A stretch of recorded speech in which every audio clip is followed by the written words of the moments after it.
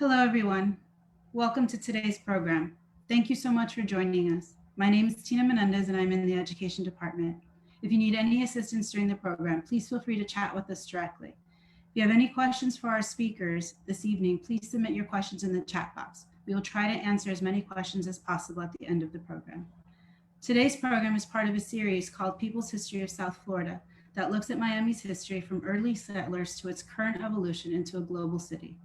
Discussion points will include immigration, civil rights, gentrification, and other topics that help tell the inclusive story of this city. This program series is made possible with the support from the Marcia Canner Memorial Fund. It is my honor to introduce our speakers for this evening. Under the threat of persecution, Haitian-born Carl Juste and his politically active family were forced to flee their homeland in 1965, eventually settling in Miami's Haitian community. Since 1991, he has worked as a photojournalist for the Miami Herald. Mr. Juste has covered national and international stories for the Herald, including assignments in Haiti, Cuba, Pakistan, Afghanistan, and Iraq. As part of his ongoing independent work, in 1998, Mr. Juste co-founded Iris Photo Collective. In 2016, Mr. Juste won a prestigious Night Arts Challenge grant to complete Havana, Haiti, Two Cultures, One Community, a book and exhibit of photographs and essays about Cubans and Haitians' lives and shared humanity. Havana, Haiti opened IPC Art Space in 2019 to further engage the public with the arts and won the Ulites Arts the Ellie's in 2019. Mr. C.W. Griffin is a photographer working in Miami. He has taught at the University of Miami for many years and was a staff photographer at the Miami Herald for 31 years. Mr. Griffin is the recipient of numerous awards and while serving in the military was the first African-American photographer to be named Military Photographer of the Year for all branches worldwide. His work has appeared in numerous books and magazines such as National Geographic, Smithsonian, and Time. Mr. Griffin was represented in the book and exhibit Contemporary Black Photographers, and his work has appeared in numerous volumes of the coveted Day in the Life series. His work has also been a part of many major photography exhibits in galleries such as the Brooklyn Museum of Art, the Curating Gallery of Art, and HistoryMiami Museum. And on to the program. Thank you.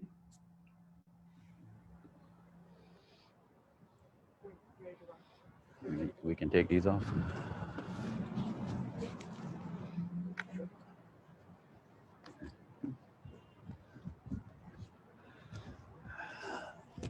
Oh, wow.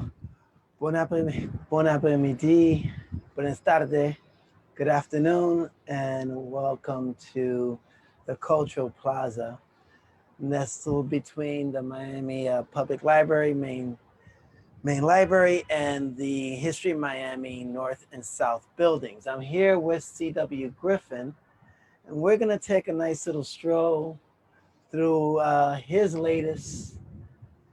latest collaboration called Urban Tranquility. I am a Miami Herald photojournalist for the last 30 plus years. CW is retired photojournalist with the Miami Herald. And currently I'm founder of Iris Photo Collective and head curator at IPC Art Space in Little Haiti. So welcome.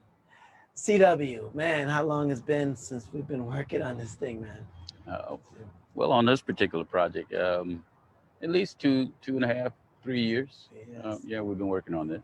Yeah, let's take them back, trying to give our audience an origin of how all this came together. And how, I came over your house and I was being nosy, looking over your shoulder and you're, going through your contact sheet on Photo Mechanic and started to see these repeating themes. And why don't you take it from there? Well, basically, I ended up coming down in this area during the Miami Street Photography Festival. And during that festival, they walked around this area. And during that particular walk, I started to notice certain geographic patterns and shapes and lines that intrigued me.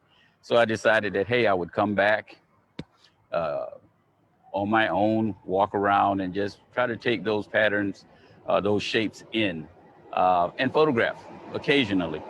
And so that started out. So after, I think you probably saw pictures after about the first six or seven times that I had come down in that first year, and you became, interested and started asking questions about, certain pictures, getting a feel for what was going on. So I, after that, continued to come down in the area and walk around. The only thing that I did was to give myself parameters in which to work. And that parameter was to be able to. Right. So I was not allowed to go outside of the block. Right. Why did you do that? I mean, because it would force me to pay more attention to what's actually here. If I had the ability to go all over and shoot then it's a hodgepodge and it has nothing to tie it together. Right. And that's the thing I noticed. Like yourself, I'm very familiar with the area. I've worked with the museum on various different projects.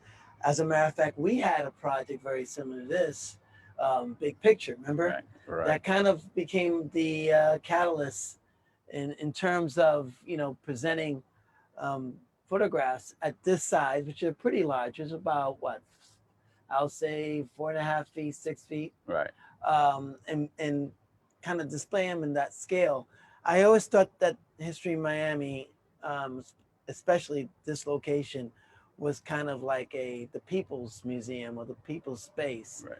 And it's great to see that, people who work around this area, various offices, people who are transit, move in and out of this area, can take a pause and kind of get a little relief, get a little visual cleansing before they go on to their next destination. Right.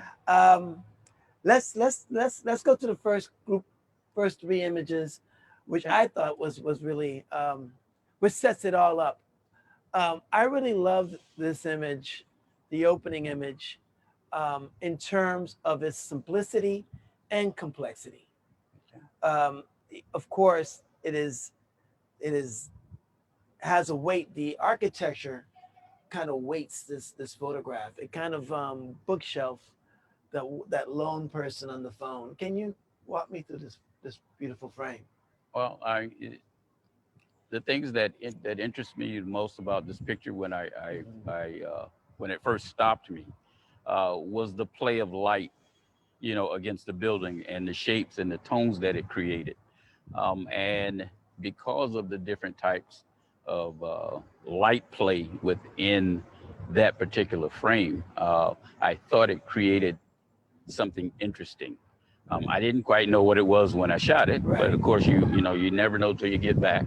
Right. But that was it. I was in this plaza. One of the nice things about your images, if you notice, yes, there's a light play, but look at the direction of these two people. One person's going to the right, one person's moving to the left, one is black, one is, I assume to be Caucasian, both of them on the phone. And the black guy has a white phone and the white guy has a black phone. And so there's a play. Yeah, right. And this happens constantly in your frames. And is that intentionally or is that something subconsciously? I think what happens, I really think that what happens is subconsciously you see the image, right? You get an overview of the image. Right. The details, the subtle details don't come out until you see the final image. And then you realize, right. The photo gods, the photo gods were looking out for me that day. Yeah. They presented something that that I found special. That's very true. I'm gonna be saying this multiple times. The show is up until Memorial Day weekend. It's great to see it virtually, but it's better to see it live. And what a better way to celebrate this work, celebrate the work of HistoryMiami, and celebrate each other by coming down to this wonderful plaza and having an intimate relationship with these wonderful images, and 21 of them in total. And let's move on to the second one. This kind of speaks to the hustle and bustle, right? Yes. There's so many informational things that are happening here. I know pretty much what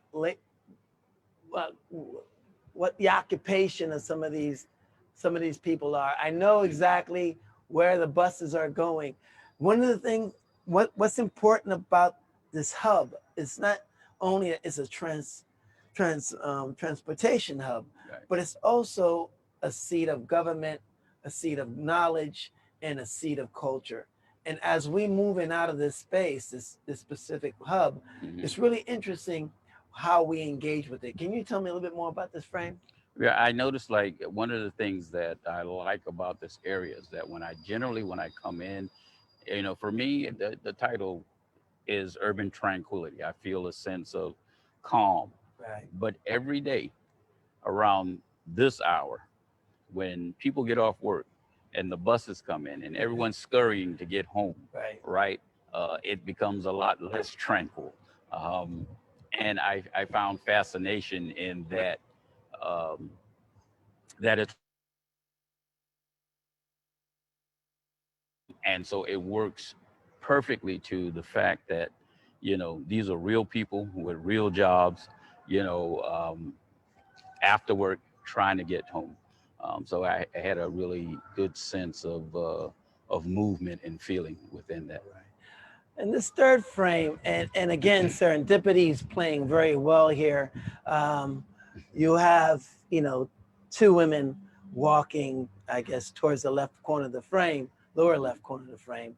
But the top hovers says the future of Miami real estate is here. I thought that was pretty,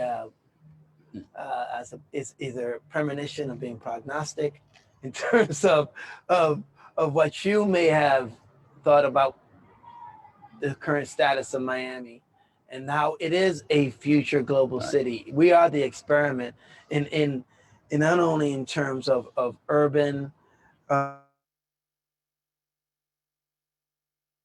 actually work. Can you? Well, I mean, one of the things we noticed for me, and I've watched the city grow immensely. Right. And at one point, while they were building all of the high rises, I would question myself as where are all of these people going to come from? How are they going to rent all of these places that they're building? But as you see, it's sort of like the line from Field of Dreams. If you build it, they'll come. Build it, they will come. Oh, they come. They're coming. So that's when I saw that was the feeling that I got. Yeah, real estate really is the future. So again, if you come down to the plaza and you're thinking that you're going to see images of other people, then I think you'd be highly disappointed. Because every time I look at one of these images, I could see myself. I could see my whole some of the most important experiences I have in this unique space. Right. And now we're talking about people moving in and out the space, and then as we move to this third set, people are still moving.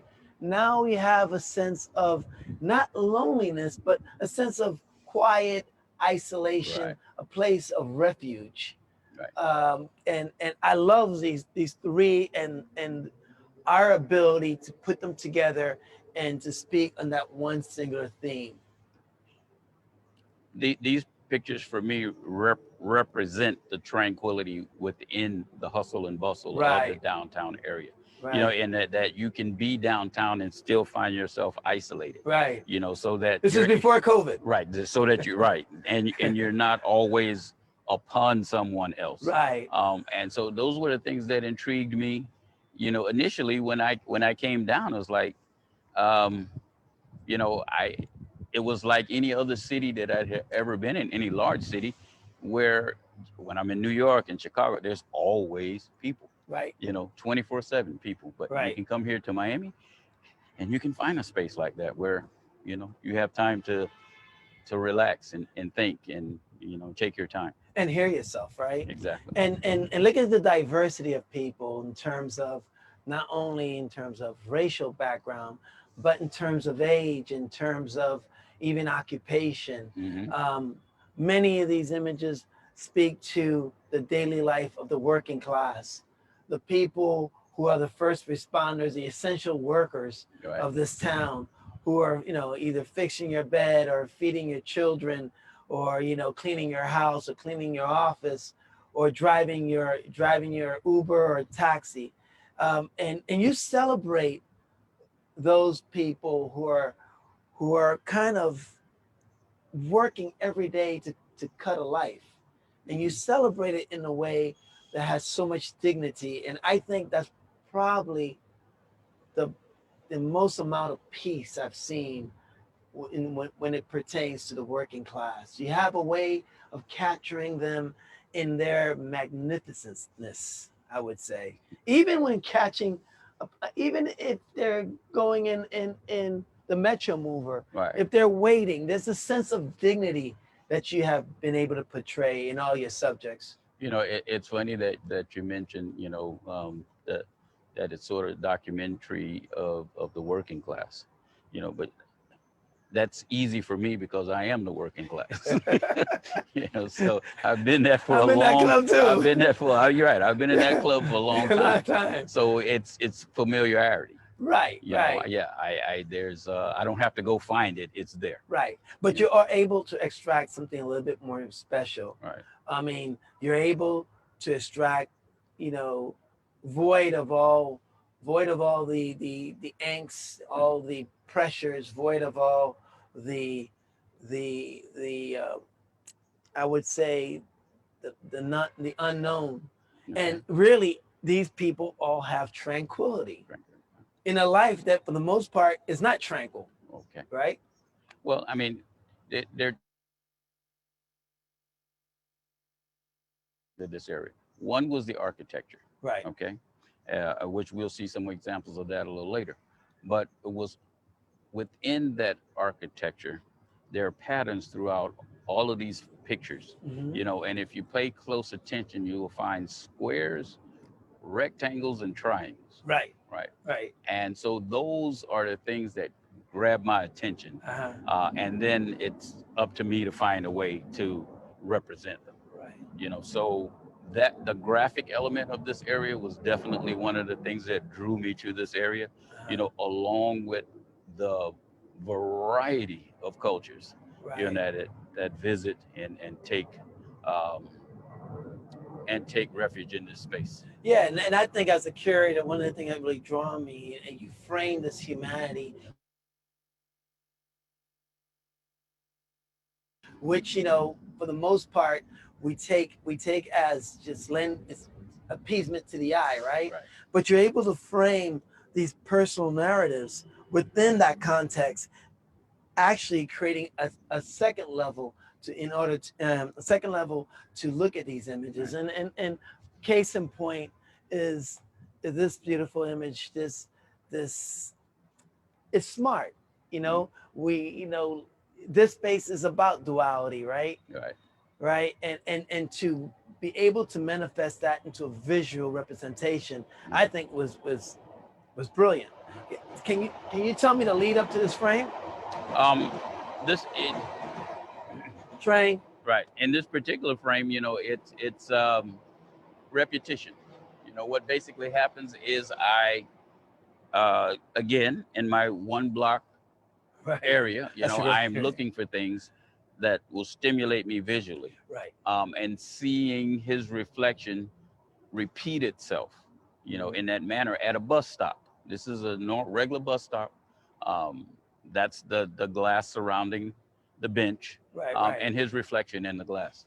I didn't disturb him. The only way he'll ever know that I took this picture is if he come up from the bus stop and take a look at it here in the plaza. Right. You know. Again, we come over here, we're talking about architectural elements, right? Yes. What do we call Greek, Roman, Gothic, classical architecture. Most buildings built within the early part of between 1920, 1940, maybe 1950, have this kind of homage to Greek and Roman architecture, and that being juxtaposed to the new Miami, and it's very few times do I see such symmetry and kind of like consensus, right?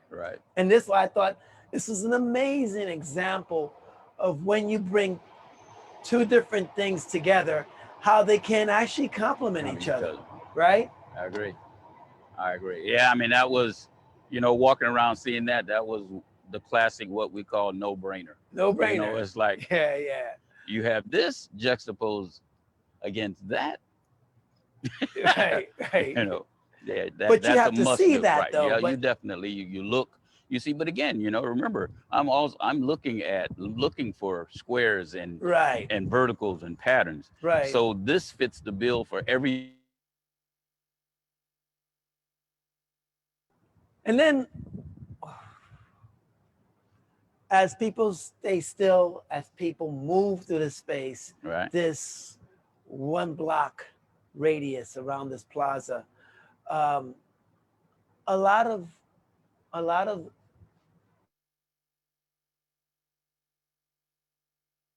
I would say housing challenged. But just because you don't have a place to call home doesn't mean that you're not seeking a better life or improvement in your life. And Right. this gentleman sitting here with magnifying glasses, and I guess he's looking through the newspaper, Mhm. which is the Miami Herald. Please buy a Miami Herald. Cheap plug. And I just thought, what a unique way to speak to the dignity of all of those who traveled in this space. Right. Can you expand on Yeah, that? I mean, one of the you know, as you know, one of the spaces within this plaza is the Miami Public Library. Right. And many people use this facility throughout the day. And one of the things that I find myself doing is coming down, basically going in. It's hot, it's free air conditioning. You know, I can sit down, cool myself off, grab a few photo books, you know, regenerate my visual interest, you know, grab a drink of water and I'm back out. But I notice it works for me and it works for them. Right. Okay. So they can come in. And it works for the. It's an excellent place to go in, take a break, refresh, you know, stimulate your mind. And so, and that, like I said, you know, that's what I was doing. Right. And that's what he's doing. Right. It's a pretty unique and I guess first person approach. Right. And then now we move again. See, again, you play on these themes. Mhm. Older gentlemen, kind of two gentlemen, kind of reading, being kind of still Mhm. in solitude. Then we move to this frame where these youthful kids navigating through the space and totally in complete movement. Right. And you have a good story behind this. I want to hear it Yes. again. Okay.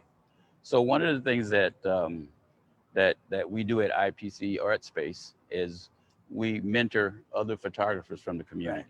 And one of the young men that work with us right now, his name is Woozler Delafort. And Woozler is an amazing photographer. He's growing. He's been with us almost from the beginning. Right. We watched the progress that he's making in his work. But that on this particular day, I said, well, let's go out and do a little bit of street photography. And when we got out here, I decided to give him some of the tricks of the trade, you know, as to, you know, how to look for images and how to have your camera ready in case. How to have it ready for when something happens. Something happened. Right? Something happened. And I took the camera and just swung it out in front of this kid, hit the button as he, you know, went by. And he looked at me and said, "Did you get it? Did you get it?" And I didn't look at the camera. I said, "Yeah, I got it." You know, because the camera was set and it was ready to go. And he saw that image. Yeah, and plus it's a sense of kind of like spontaneity, a sense of improvisation, right? Within a confine of strict rules, using the math, using the aperture, controlling the aperture, and understanding what is the camera's viewpoint. Right. So there is an enormous amount of trust, but there's also, it's almost like a jazz musician when they play. They play within the notes. And this is kind of like the same kind of concept. You improvising. Yeah, and that concept comes from back when we shot film as Right. film photographers. Right. You know, we all used to use these beautiful cameras called Leicas. Yeah. Right. And it was it's a rangefinder and very difficult to pick a Leica up and focus to try to catch action. So you had to pre-focus. Right. You had to preset your focus depth. Right. So to speak. Right. And into digital. Right. To let young photographers see, hey, this is how we did it. That's right. And it's, the proof is in the pudding, right? Yes. Okay. Now, okay. So, again, your subject matter is not only inanimated objects; it's also the nature that surrounds this amazing public space. Right. And I just think. I cannot find another image that tells me more about freedom than this frame right here. Right. Can you take me a little bit into this image? Yes. In the background of that image is the courthouse steeple. Right. And as a Miami Herald photographer, every year when the birds came in, we had to come down and photograph the birds. Yeah, the buzzards. Right, the buzzards on, and you can see there's actually some there now. But to me, the pigeons had a more sense of freedom than the buzzards. It's almost like nobody likes the buzzards, but the pigeon is okay. So when you juxtapose the freedom of the pigeons, flying, past the monument of the buzzards, it's one of those things that you keep in the back of your head. So as just a play. But for me, the beauty of the picture was actually the flight, the free flight, of the pigeons and the pattern that it produced. And why I selected, not only because of pigeons, because the courthouse is where we all go to find justice. Yeah. It is an exercise of the very freedom we take for granted. And we all know that freedom is never free, right? That's right. Especially if you're Black Lives Matter, especially when it comes to that. Yeah. So that's a wonderful frame. All right, so now, again, working in layers. This is what I think you do to 10th degree. You are able to simplify very complex visual stimuli and putting them, all these stimuli into one space and making it as simple as possible. And I cannot think of any better example than this frame. I mean, look at this. There's so many things happening in this frame. It will drive you bonkers. But we're probably going to mention 3, but come down here and you can find the rest. Go ahead, Griff, tell me about this frame. Well, one of the things that this frame does, if you remember, we talked about starting this project a couple of years ago. Right, in 2018. Okay, so, but there was no COVID in 2018. No, there wasn't. Right, so that automatically lets you know that it was recent. Right. Okay, and then for me, the play started by her having on her COVID mask, the pictures on the truck having their COVID mask. She has her phone, they have theirs. Okay, that's where it all started visually. Right. And then you start to look and you start to see some words. And and when those words, when you sort of think about it, that's sort of how we all felt about COVID. Minus 2 letters. 2 letters, right. So, one of them happened to be a U. Right. Not you, the letter U. Right. The U, yes. So yeah, you're right. There are all types. And this is another example of, there are things that draw you to shoot an image. Right. And then you get back and you examine that frame. Right. And you back up and go, oh. Yeah, so this is one of those images. And I could dissect it even further. Right. Over here it says beach bag, right? And we all know none of us are going anywhere near the beach at that time. At that time. And also, again, CK in recovery. And again, he pays attention to the diversity of his subjects. A lot of photographers could have came over here and shot nothing but black people. Right. A lot of photographers could have come out here and shot nothing but Latinos Right. or Hispanics, and a lot of photographers would come out here and shoot nothing but white folks, Right. or even poor, middle class, or rich. Right. But Griff has a propensity to be very inclusive in his work, because what he's been told that the world is. So in his world, things are inclusive. Yes. Right? Very much so. Very much so. So one of my images, again, working on this isolation, working on the architecture. Now, this building seems a little bit isolated. Actually, this was the cover for the video, remember? Right. Yes. And when I first saw it, I said, okay, it is the frame that sets everything else up, because all those elements are here. Right. The beautiful cloudless sky, the beautiful lines, the leading lines, the both the vertical and horizontal expansion of the frame. I looked at you and I said, this is where we're gonna start. Okay. Again, playing Just against playing with lighting, and shadows, buzzards. Right. Okay.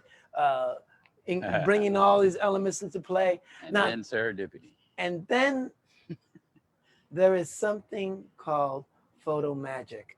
And it's not something you can plan. Even if you would have taken the various subjects and put them in that space, it wouldn't have worked as well.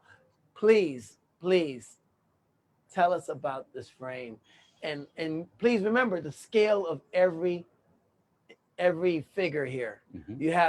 You have Flagler that's on the top looking down. You have the gentleman nearly kneeling. I don't know what he's looking at. Mm-hmm. You have another woman who's carrying a Publix bag, and she's leaning over slightly more different than the gentleman's leaning on the floor. Right. And then you have another worker that's cleaning up the steps. Can you take us through this frame? Oh, this is one of those images where if you visited this area much, you would notice that this particular woman is there most of the time. You know, she most people know her from being in that courtroom area. But what amazed me was, because of the position of her body, you would think that she may have some troubles. And then when the guy comes up and he's cutting the grass blades that grew up between the steps, I looked at the back of his shirt and it says, "Cutting your troubles away." So those two things were the catalyst for me making that picture. Again, you cannot just look. I mean, context is everything.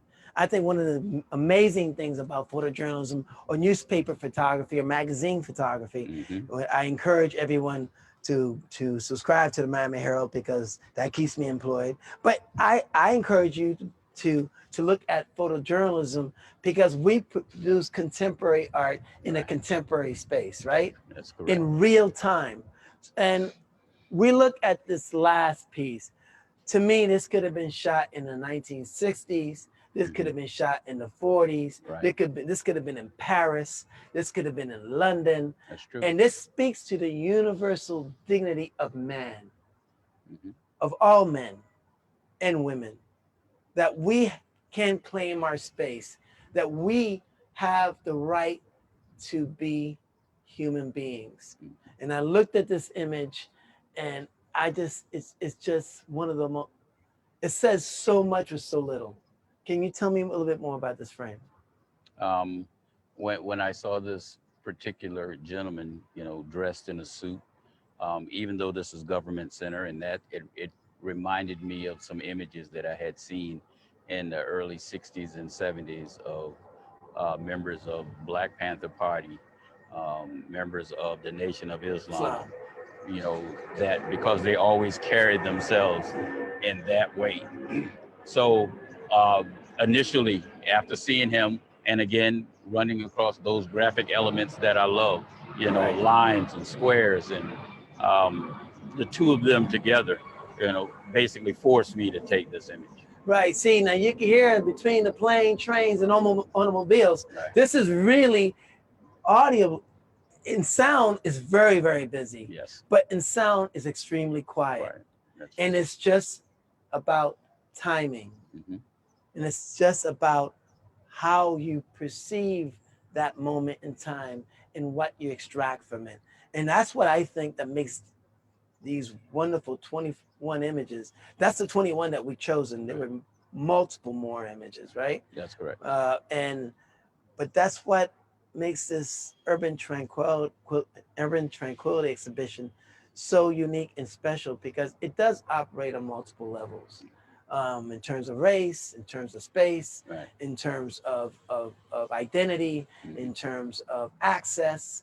All of these things are converging on into your frame. And I have to, if I had a hat, I would take it off to you, but I don't.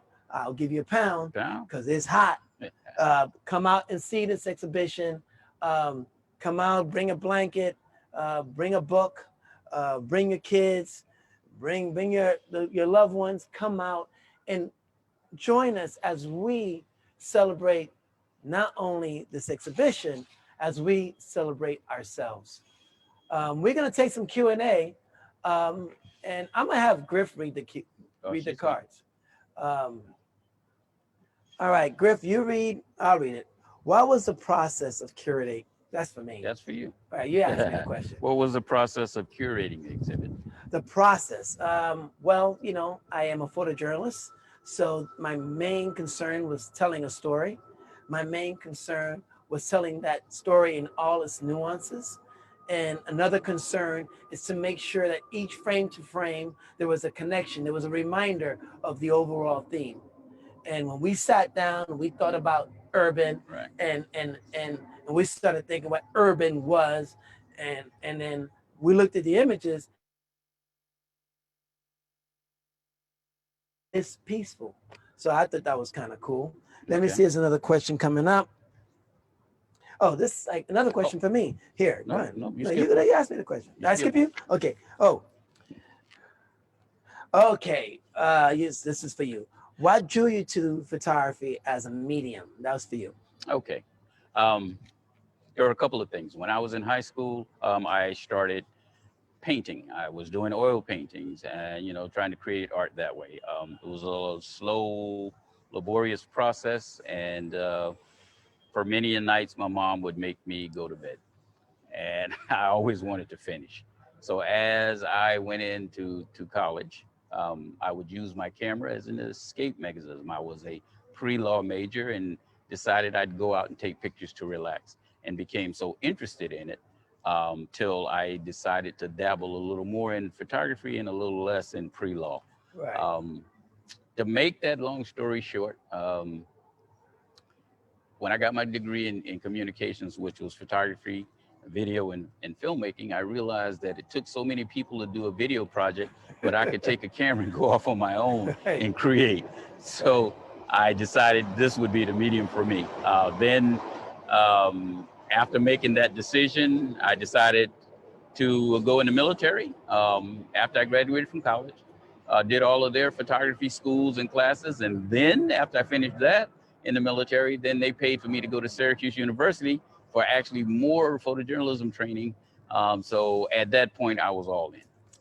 Well, somebody asked, why did you choose that 1 block radius? Why was that as a mechanism for you to make these photographs? I know we talked about it before, but can you expand on it, please? Yes, I found out that when you set parameters, when you give yourself, you know, an area to work, that you will work that area harder, because you have to walk, you have to look, you have to see.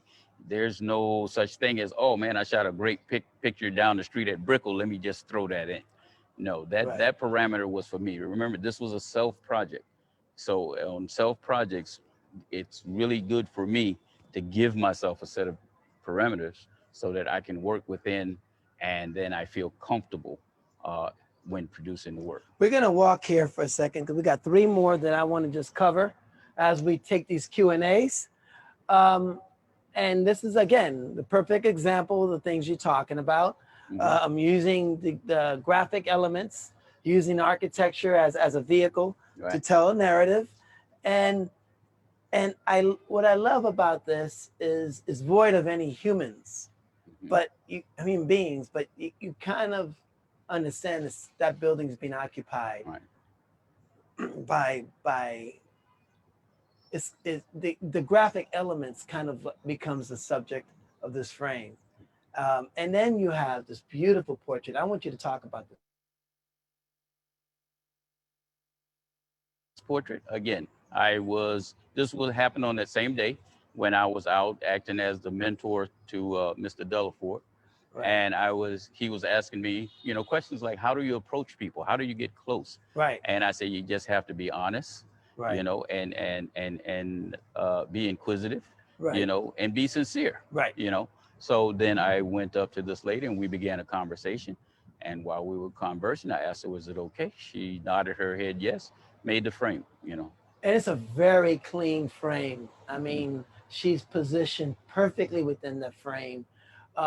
She's looking outside the frame. A lot of your frames do have this quality of the expansive frame. That means you begin to see more outside those four corners than you see in. I guess your imagination begins to ask where she's going. Right. What's she looking at? What's her name? Right. And I think that is the one of the most important element in making a great image is not that it answers questions, but it raises new ones, right? It wants you want to ask questions to find out a little bit more about things. Speaking of a question. Yes. I guess I'm going to direct this to you. Okay. It says, which image best captures the themes and the ideas of this exhibition? Woo! Yeah, that's a hot one. Yeah, that's a hot. That's a hot one because it depends on if you're a person that's into graphics, as I am, into light and shadow and shapes, right? There's plenty here for you to. Well, let's look at this last frame here. Have all those elements in that frame. Right. Starting from top working down, there's all types of shapes and shadows and lines and graphics, that culminate at the bottom with the silhouette of a human being. So it's images like that. And that was one of the first images that I shot in the project. So that was one of those images that inspired me to keep coming down and keep shooting. Well, somebody asked, what other artists or photographers have provided you inspiration throughout the years? Ooh. And gives you a good compliment. He says, your work reminds me very much of Cartier-Bresson. Oh, I wish. That's a nice compliment. Thank you very much, whoever that was. Yes, thank you very much. There have been many photographers over the years that have influenced me. In my earliest influential period, it was Ansel Adams, because I didn't shoot people. I was trying to learn how to be a landscape photographer. However, once I was introduced to people, all of that changed. Right. And then I did enjoy the work, and the list goes on. Yeah. My earliest real inspiration was Jill Freeman. Yeah.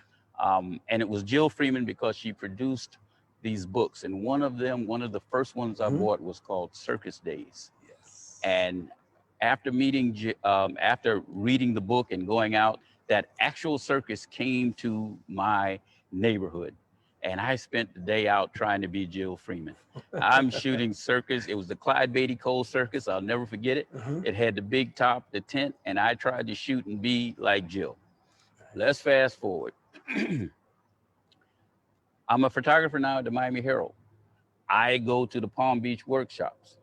I come in, you introduce yourself. Oh, who are you? My name's C.W. Griffin from the Miami Herald. I sit down. The presentation is over. This woman walks up to me and goes, "Are you C.W. Griffin?" I goes, "Yes." She says, "I love your work." She goes, "Yes, thank you." She goes, "I'm Jill Freeman." And I melt. I'm like, oh my God. Right. And I'm telling her, look, I got Circus Days, I Right. got your Resurrection, I got your Ireland book, I got Right. all of these things. Right. Like, you have been my favorite. So she was one of my earliest inspirations in terms of people just going out in the street and photographing things that were there.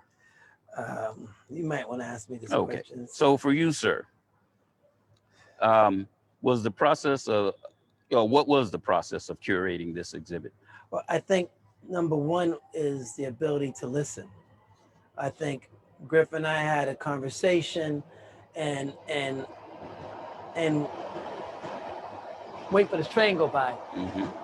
Yeah, Griffin and I were sitting in your house, and we're talking, and we're looking at these frames, and we're having this banter back and forth. Mm-hmm. And oh, this is real quiet, and this has this sense of peace to it, and this image has this sense of movement, and we started. It's almost like a building block, right? Mm-hmm. And we started writing, right? We started writing all these. One of the things Griff had taught me is that when you're working on a project, if it's best if you can nail that project down to a phrase, a sentence, or even a word. And I've always used that as a mechanism because I believe that photographs or the visual language is your primary language. And at IPC Visual Lab and at IPC Art Space, we teach that everyone becomes bilingual eventually, because what keeps our humanity is the ability to understand the visual language. That's why art works. So I think at first we understood the visual language, but we had to come together and be able to put it on paper, Right. to mimic it in the literal with the literal narrative.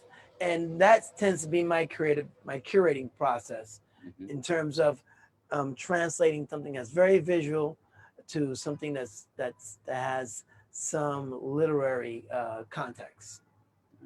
That's we have Urban Tranquility. Okay. I'm going to ask this one to you because mine are secret. Okay. Why is your secret? What are your future projects? Oh man, we have a lot. We have a project at Art Space coming up in late May, early June on shared spaces. Again, between photographs of Andy Sweets, of Jews and Blacks, and how they navigate that space, Miami Beach during the 60s, in the 70s and 80s. I'm always interested in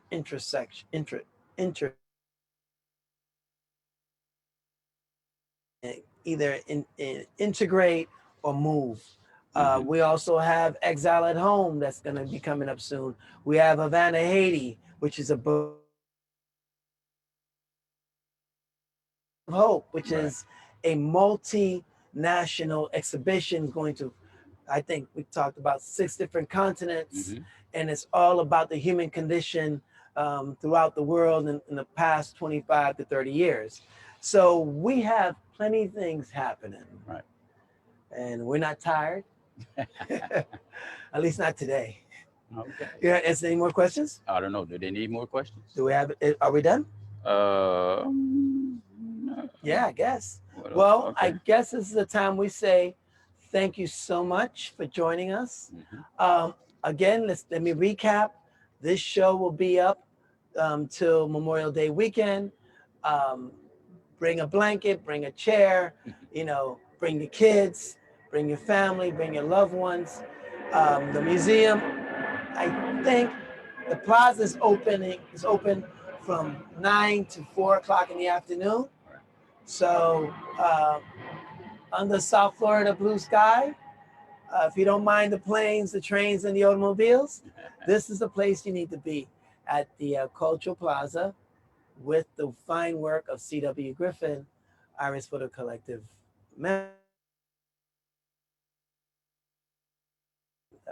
exhibition. So thank you, merci beaucoup, gracias, and hope to see you soon. Adios. Adios. Okay. Can we just walk?